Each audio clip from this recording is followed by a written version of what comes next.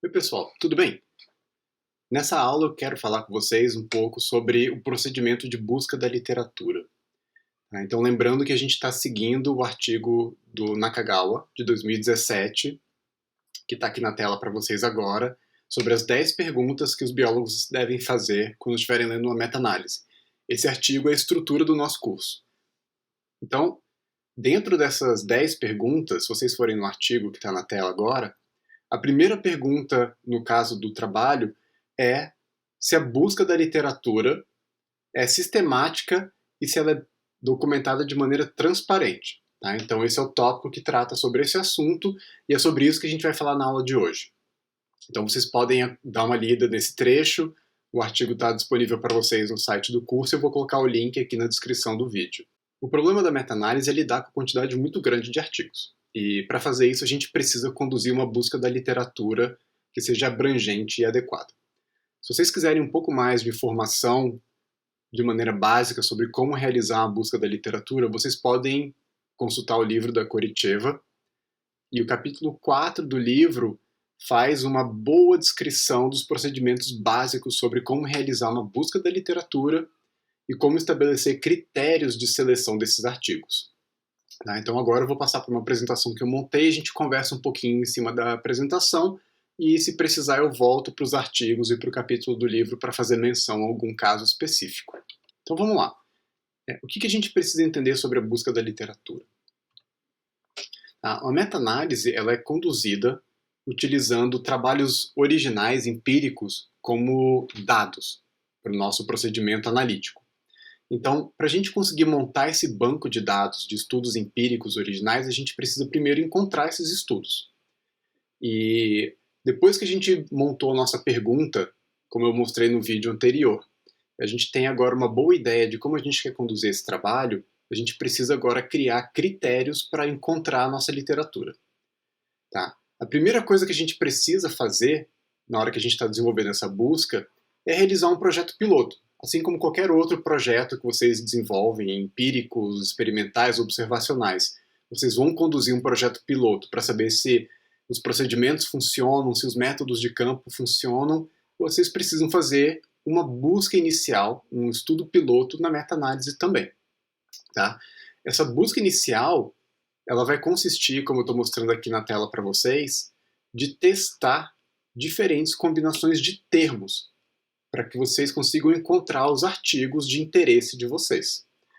É importante aqui frisar que encontrar esses termos é por si só quase uma arte. Tá? Eu vou falar daqui a pouquinho de alguns procedimentos que a gente tem hoje em dia para transformar esse procedimento de encontrar os termos num procedimento um pouco mais sistematizado, mas a princípio você depende muito dos seus conhecimentos e dos conhecimentos dos seus colegas para encontrar os termos que vocês vão usar nas buscas. Uma boa ideia, e isso parte de experiência minha e de alguns outros colegas, é vocês desenvolveram a pergunta de vocês e quase sempre, assim, posso estar bem enganado, mas a experiência que eu tenho com várias pessoas é quase sempre os pesquisadores conseguem me dizer que eles conhecem um artigo empírico sobre aquele assunto, ou seja, eles sabem, esse artigo empírico aqui é exatamente o tipo de artigo que eu gostaria de encontrar na minha meta-análise.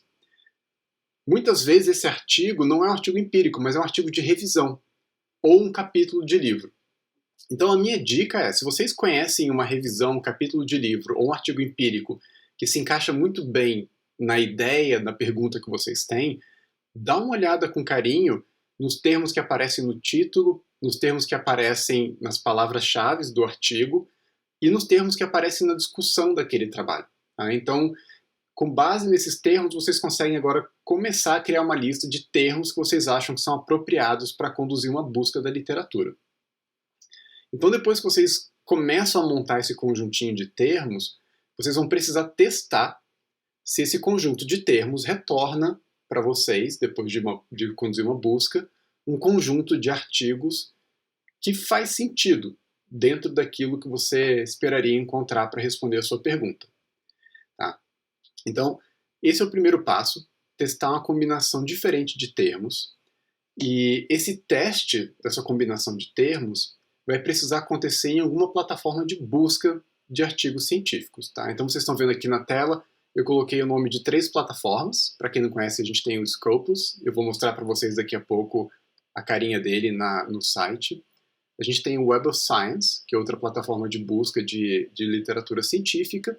E talvez o mais conhecido da maioria de vocês seja o Google Scholar, que é uma plataforma aberta do Google para encontrar artigos. Dessas 3 plataformas, a plataforma do Google é uma plataforma aberta. O Scopus e o Web of Science, vocês vão depender de acesso institucional para conseguir fazer uma busca no banco de dados deles. Então, o que eu vou fazer daqui a pouco é entrar com as minhas credenciais institucionais para poder fazer essa busca e mostrar para vocês como funciona o procedimento. Tá? Então, testem essas combinações de palavras-chave inicialmente, façam uma busca da literatura. Eu vou fazer uma busca daqui a pouco para mostrar para vocês como funciona, para vocês terem uma ideia. Um passo muito importante é registrar tudo que vocês estão fazendo. Tá? Então, vocês estão escrevendo um projeto de pesquisa e um protocolo de busca. E isso tudo vai ser utilizado mais para frente quando vocês estiverem escrevendo o manuscrito de vocês. Então, registrem todos esses passos. Tá?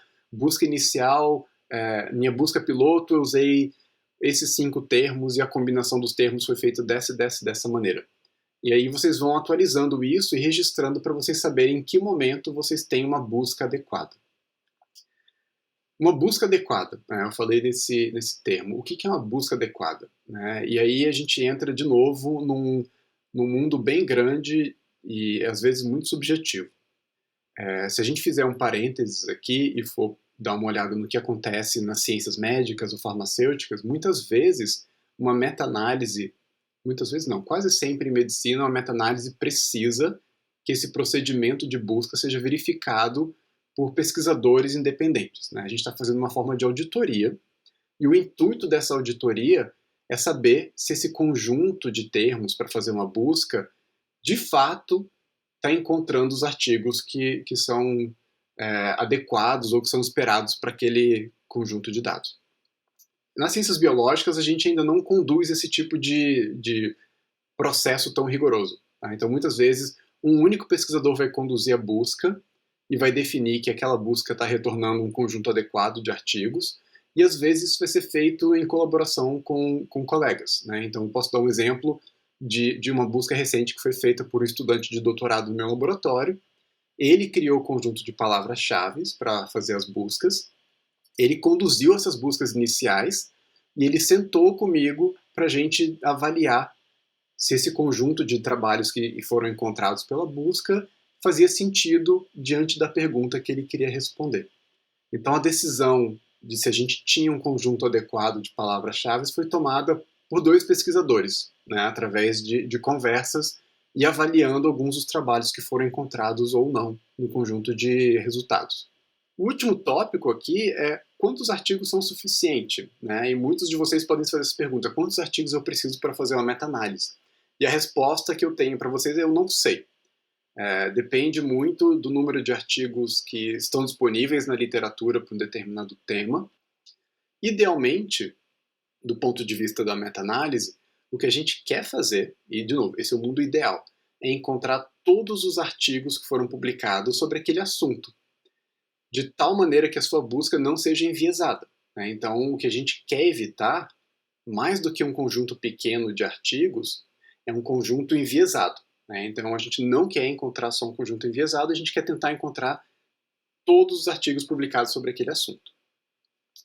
Sobre o número suficiente de artigos, a gente pode testar mais adiante o poder estatístico do teste meta-analítico.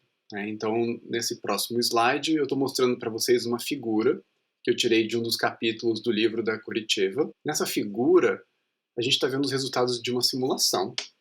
Aqui no eixo X da figura, a gente está vendo o tamanho de amostra de uma revisão meta-analítica, e esse tamanho de amostra está em número de tamanhos de efeito. Tá? Então, não são números de artigos aqui, mas são números de tamanhos de efeito.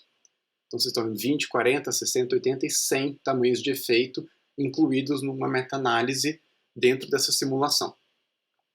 O eixo Y desse gráfico, ele está mostrando para a gente a largura do intervalo de confiança das amostras dos tamanhos de efeito que foram incluídos nessa amostra. Tá? Então, o que essa figura quer mostrar para a gente?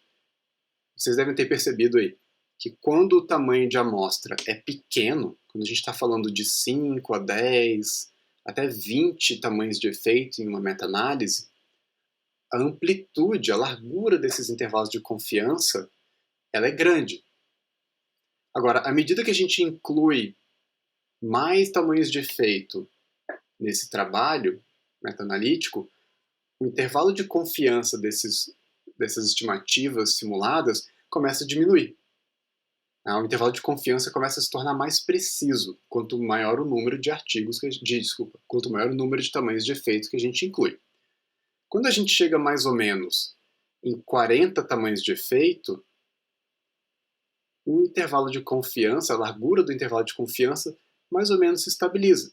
Tá? Então essa tendência agora, ela não tem uma inclinação muito forte, ela está numa inclinação bem próxima de zero, ou seja, a partir de 40 tamanhos de efeito, a gente chegou num tamanho de intervalo de confiança que não diminui muito mais com a inclusão de outros tamanhos de efeito. Ou seja, o que esse estudo de simulação está tentando mostrar para a gente é, se vocês têm 40 tamanhos de efeito, vocês provavelmente estão atingindo o tamanho do intervalo de confiança muito próximo do tamanho do intervalo de confiança real, se a gente pudesse alcançar essa estimativa.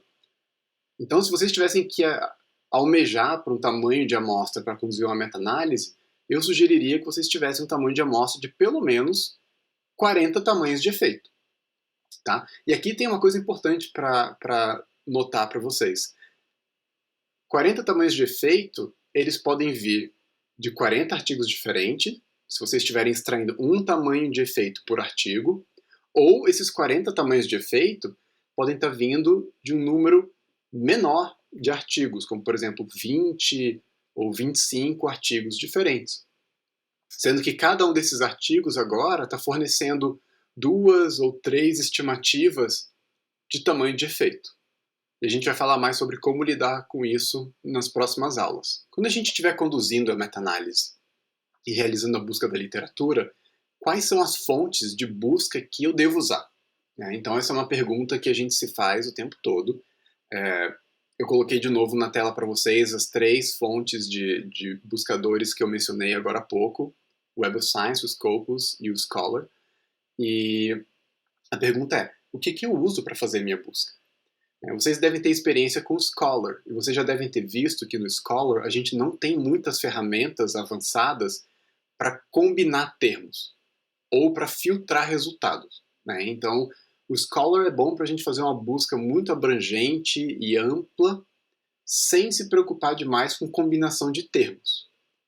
Quando a gente vai para o Scopus ou para o Web of Science, a gente tem agora plataformas que são montadas com o intuito de encontrar artigos científicos. Então a gente tem um controle muito grande sobre a combinação de termos durante a busca. E é isso que a gente quer. Tá? Então a gente quer plataformas que a gente consiga fazer buscas bem direcionadas e com a capacidade de combinar termos ou filtrar resultados. Outro detalhe importante que é preciso mencionar agora é que usar apenas um desses buscadores, como o Web of Science ou Scopus, não é uma boa ideia. Tá? Então, se vocês olharem essa informação que está na tela, a sobreposição dos resultados entre o Web of Science e o Scopus é de aproximadamente 40% dos resultados. Tá? Então, se você fizer uma busca exclusivamente no Scopus, você não está encontrando, logo de cara, todos os artigos que você gostaria da literatura. Porque só 40% daqueles artigos são compartilhados com o banco de dados do Web of Science. Ou seja, se a ideia de fazer uma meta-análise é conduzir uma busca não enviesada, a gente precisa utilizar mais do que uma fonte de busca para encontrar os artigos. Então a minha sugestão para vocês, se vocês têm acesso institucional, é utilizar pelo menos o Scopus e pelo menos o Web of Science. Não quer dizer que vão ser as únicas 2 fontes que a gente vai usar. Dependendo da pergunta que vocês vão fazer, vocês podem inclusive incluir outros bancos de dados ou outros repositórios para fazer essa busca mais completa. Hoje em dia, com a quantidade de periódicos que solicitam a publicação dos dados dos trabalhos empíricos, está se tornando cada vez mais comum realizar meta-análises buscando dados originais que estão em repositórios de dados, como o Figshare, por exemplo, ou o Data Dryad, né, que são repositórios que mantêm os dados acessíveis para o público. Que tipos de fonte usar? A gente tem uma outra pergunta também. O Web of Science e o Scopus, eles tratam exclusivamente de trabalhos que foram publicados na literatura científica. Então a gente sabe que a gente está agora dentro de um universo de trabalhos publicados, mas não é difícil parar para pensar que existe uma série de trabalhos que a gente vai chamar de literatura cinza, que são trabalhos que acabam publicados ou em relatórios, ou em monografias de término de curso, ou em dissertações e teses, mas que nunca são publicados na literatura revisada por pares. Então, quando você estiver realizando uma busca, a pergunta é: será que eu preciso me preocupar com esses trabalhos que estão na literatura cinza? Ou será que eu posso olhar exclusivamente para os trabalhos que estão publicados em periódicos revisados por pares? Isso é uma decisão que cada um de vocês, como pesquisador ou pesquisadora, vai ter que realizar. Exclusivamente, todos os trabalhos que eu realizei e todos com os quais eu colaborei, a gente olhou só para a literatura publicada. Tá? Então, de cara, a gente está dizendo para os leitores dessas meta-análises que, olha, a gente está incluindo somente trabalhos que foram revisados por pares e publicados em periódicos científicos. A gente não se deu o trabalho de buscar a literatura cinza, mas é uma possibilidade também. E aí vocês podem, por exemplo, fazer buscas em sites que contêm repositórios de dissertações e teses, ou então em sites de sociedades.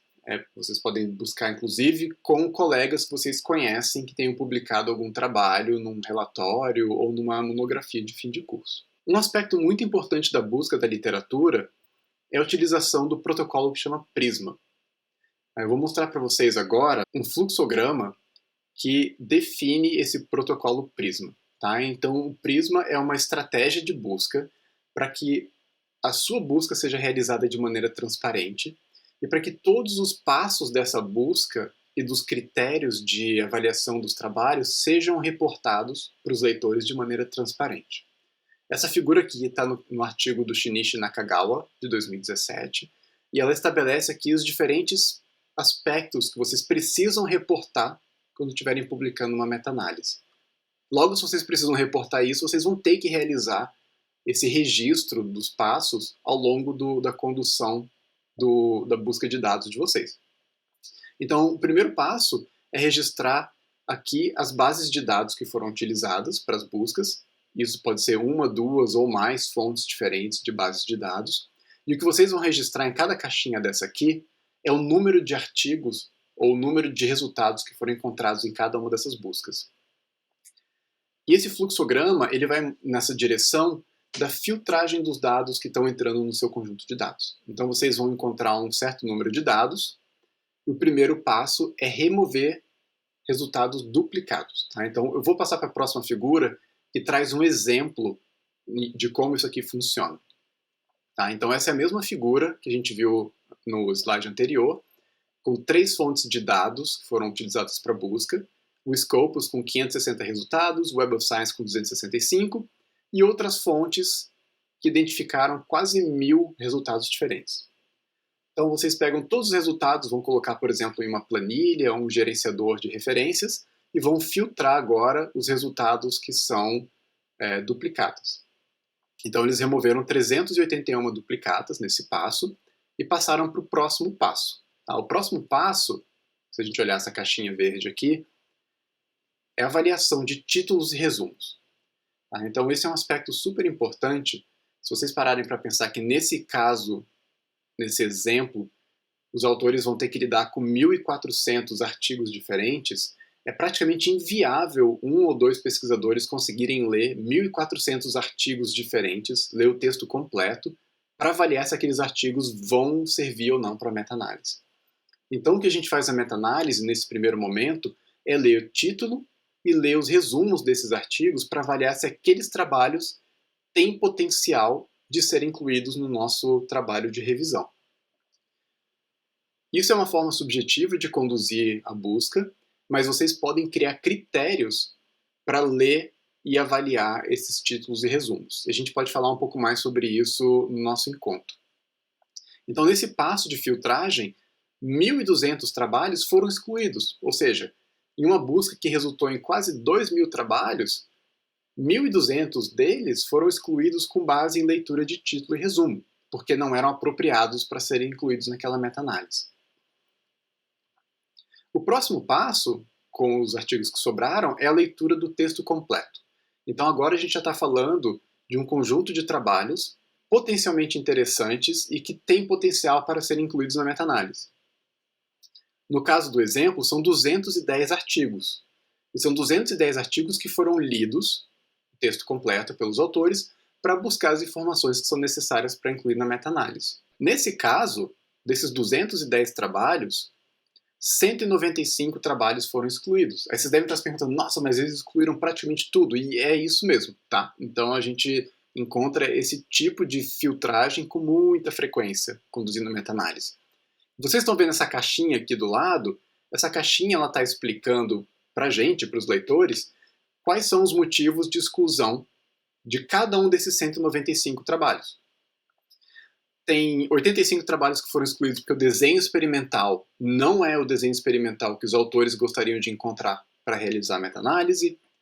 A gente tem 70 artigos que foram excluídos porque os autores dos trabalhos originais não reportaram os dados necessários. 37 trabalhos foram excluídos porque os dados estatísticos essenciais não foram reportados. Ou seja, é aquela história que a gente conversou na outra aula sobre reportar direito os seus dados num trabalho empírico. Você nunca sabe se alguém vai usar isso ou não no futuro. Mas nesse caso aqui, mais de 100 trabalhos foram excluídos porque os dados não estavam disponíveis. E alguns trabalhos foram removidos porque os dados eram duplicados. Tá? Então isso acontece muitas vezes quando um grupo de estudos utiliza o mesmo conjunto de dados em mais de um paper. Não tem nenhum problema com isso, a gente pode conversar mais sobre isso, mas se isso aparece na sua busca, você não vai duplicar os dados que estão sendo utilizados. Então, após a leitura desses 210 trabalhos, 15 trabalhos foram mantidos para inclusão na nossa meta-análise. Tá? Então, são 15 trabalhos de uma busca inicial que resultou em 1.800 trabalhos. Tá? Isso é para dar uma ideia para vocês que uma busca inicial muito grande não necessariamente vai resultar numa meta-análise com muitos tamanhos de efeito e muitos artigos diferentes. Isso depende muito da qualidade dos dados que são reportados nos trabalhos originais. Aqui um outro exemplo de um protocolo Prisma do artigo do Ryan Weaver, que eu mencionei para vocês, que é um dos exemplos que a gente usa bastante nessa disciplina. Novamente, mais de 1.000 trabalhos diferentes foram encontrados depois da remoção de duplicatas. Parece um número muito grande de trabalhos. Desses mais de 1.000 trabalhos que foram encontrados, mais de 880 trabalhos foram removidos por vários motivos. Aí vocês podem ler essa caixinha aqui depois com calma para ver quais são os motivos pelos quais os trabalhos foram excluídos.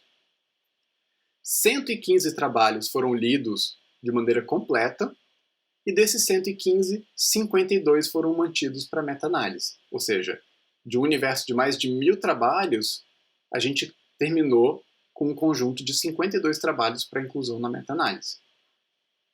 Ah, mas eu tenho que ler o texto completo dos 115 artigos? A resposta prática é não. Você tem, hoje em dia, acesso ao computador, boa parte dos artigos estão publicados em PDF, e você pode usar a ferramenta de busca do PDF para conduzir uma busca por algum termo dentro daquele artigo. Então, se você está interessado em algum tipo de variável, ou se algum termo é importante para a inclusão daquele estudo no seu banco de dados, você pode fazer uma busca muito rápida pelo termo que é necessário.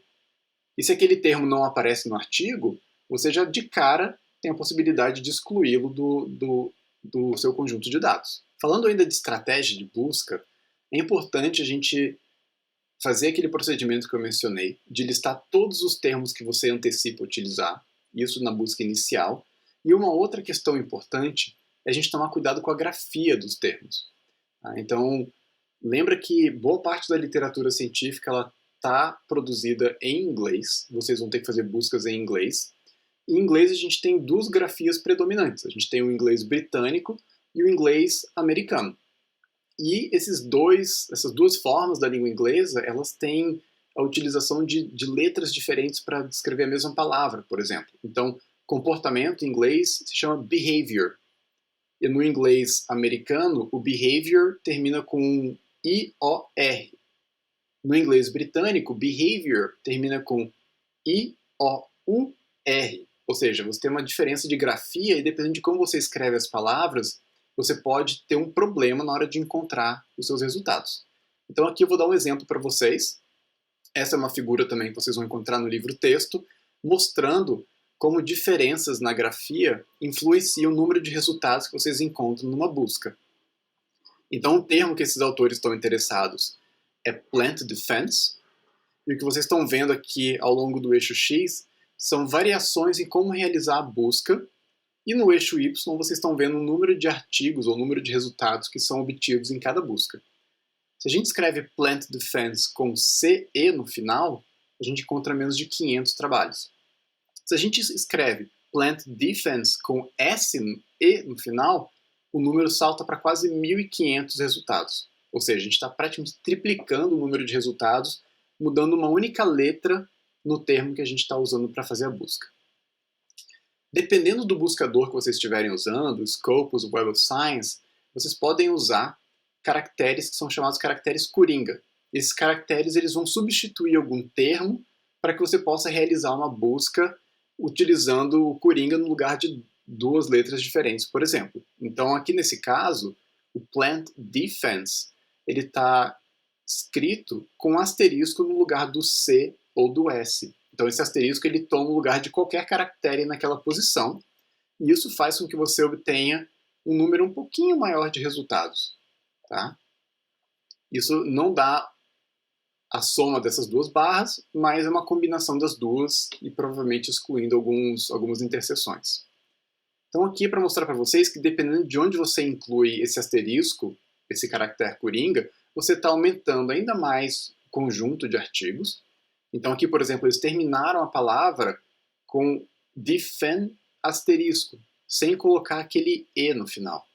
Ou seja, talvez a busca aqui esteja encontrando também termos que estejam no plural, e isso vai adicionar alguns artigos a mais no resultado da busca. Você pode fazer uma busca também utilizando termos booleanos, então esse OR ele é utilizado para você procurar por esse primeiro termo ou pelo segundo termo, então o buscador vai aceitar qualquer um dos dois e vai retornar o resultado dos dois.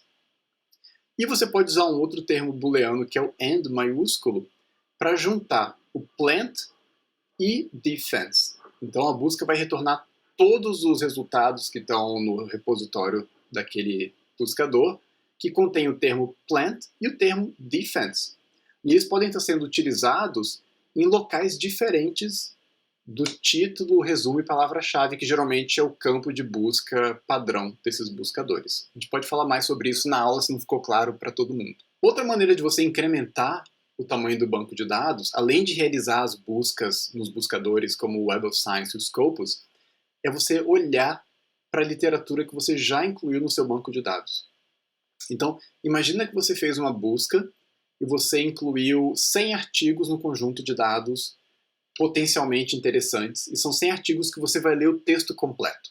Né? Se aqueles 100 artigos já chegaram nessa etapa da avaliação de leitura do texto completo, é porque provavelmente aquele trabalho foi feito sobre o assunto de interesse da meta-análise. O que vale a pena fazer com esses artigos, então, com esses 100 artigos, por mais que eles acabem fora da sua meta-análise, é olhar para a lista de referências no final desses artigos. Então, por algum motivo ou por outro, alguns artigos acabam escapando da sua busca da literatura, usando algum buscador como o Web of Science. Mas olhando para essa seção de referência dos seus artigos, vocês podem encontrar alguma coisa a mais para incluir no resultado da busca de vocês. Outra coisa que vocês podem fazer com esses mesmos 100 artigos que vocês vão ter que avaliar é olhar para citações que eles receberam também. Então vocês podem fazer uma busca, por exemplo, no Scholar, usando o título daqueles artigos. Aqui eu peguei um exemplo de um artigo empírico. Vocês podem pegar um artigo que está no conjunto de vocês, olhar para o Scholar e olhar para quem cita esse trabalho. E vocês vão descobrir que às vezes aparece um ou outro artigo relevante que vocês vão adicionar no conjunto de dados de vocês. Então são estratégias para incrementar o número de resultados que vão compor o conjunto final de dados que vocês vão montar para análise. Vocês viram no protocolo Prisma que eu mostrei agora há pouco, que vários trabalhos eles não entram no banco de dados porque os autores do trabalho original não reportam os dados que vocês precisam. Em vários desses casos, vocês como pesquisadores meta-analistas, vocês vão olhar para aquele trabalho e vocês vão falar, eu tenho certeza que esse trabalho tem os dados que eu preciso.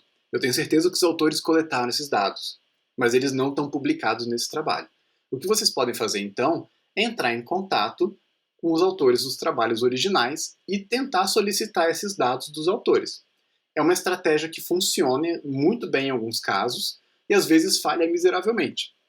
Então aqui eu coloquei um exemplo de um e-mail que eu redigi quando eu estava conduzindo uma meta-análise para um pesquisador solicitando os dados que eu achava que ele tinha por ter lido um dos trabalhos dele. Então eu li um trabalho de 1975 dele, eu achei que ele tinha os dados que eu precisava para a meta-análise e eu mandei essa mensagem para ele. E nesse caso, fantástico, esse autor me respondeu em menos de um dia com as informações que eu precisava. Em outros casos, o que vai acontecer é que aquele autor daquele trabalho da década de 80 mudou de área, às vezes a pessoa se tornou cineasta, às vezes o computador morreu, às vezes você trabalhou numa universidade que não tem mais os seus caderninhos de campo que você deixou lá na época do doutorado. Então, muitas vezes os dados desaparecem. Mas é uma estratégia que vocês podem utilizar para incrementar ainda mais o conjunto de dados. Outra forma de tentar aumentar o conjunto de resultados para incluir na meta-análise é entrar em contato com listas de pesquisadores. Então vocês podem escrever, redigir uma mensagem padrão e mandar para uma lista, por exemplo, a lista do Evil Deer. Vocês podem encaminhar uma mensagem para lá, dizendo que vocês estão fazendo uma meta-análise e que vocês estão procurando artigos ou dados da seguinte maneira e descreve o que vocês precisam. Estabeleçam uma data limite, porque vocês precisam tocar as coisas para frente, obviamente, e mandem essas mensagens para as listas de contato científico que vocês têm, para sociedades ou para as listas de contato de pesquisadores como o Evil Deer. Isso acaba muitas vezes auxiliando a encontrar alguns artigos que vocês provavelmente não vão achar nas buscas tradicionais. Por fim, eu queria falar rapidamente sobre um aspecto que a gente precisa prestar atenção durante a meta-análise. Vocês vão ver isso no capítulo do livro, e vocês precisam estar atentos com relação aos critérios de inclusão ou exclusão de artigos no conjunto de dados de uma meta-análise. Se vocês não prestam atenção, muitas vezes vocês acabam, vamos supor que vocês estão lendo uma meta-análise e vocês conhecem bem aquele assunto, vocês são especialistas naquele tema, vocês leem a meta-análise e descobrem que a pessoa que conduziu a meta-análise não incluiu os artigos do seu grupo de estudo. E você é o especialista naquele assunto. A primeira coisa que vai acontecer é que você vai ficar extremamente perturbado que a pessoa deve estar tentando te passar a perna ou te dar algum golpe. Se você não presta atenção nos critérios de inclusão, ou se os critérios de inclusão não estão bem explicitados no trabalho, é bem possível que você tenha perdido ali no meio do caminho uma informação importante explicando que os seus trabalhos, por exemplo, não atingiram determinado critério. Pode ser que o seu trabalho, por mais importante que seja, ele não tenha sido feito usando um método que os autores da meta-análise gostariam de utilizar no trabalho deles. Ou seja, a pessoa que está realizando a pesquisa meta-analítica, ela tem essa capacidade de decidir quais são os critérios que ela vai usar para selecionar os artigos que entram ou não na análise.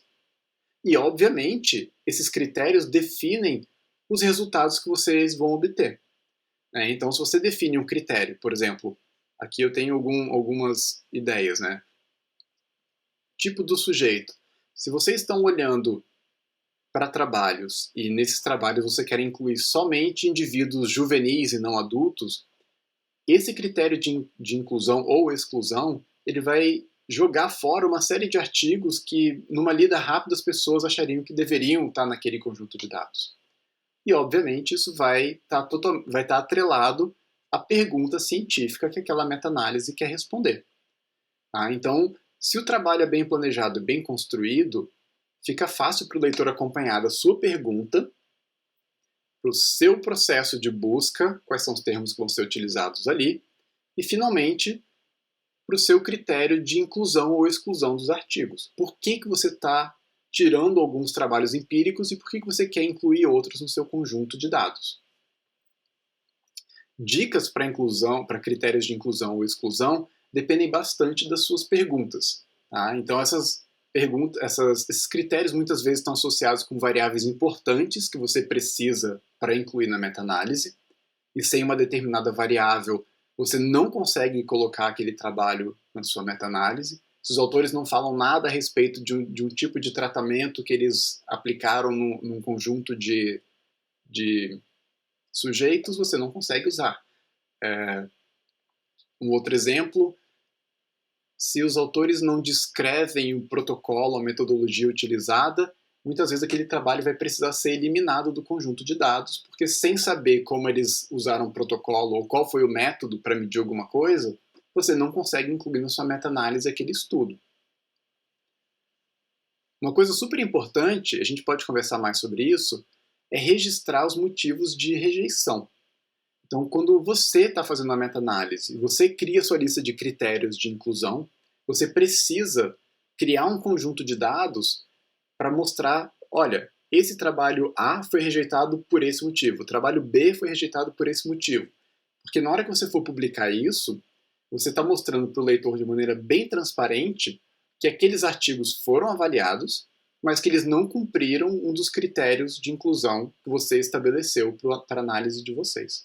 E dessa maneira vocês se protegem de críticas de que vocês podem estar escolhendo de maneira subjetiva o que vai entrar ou não na análise.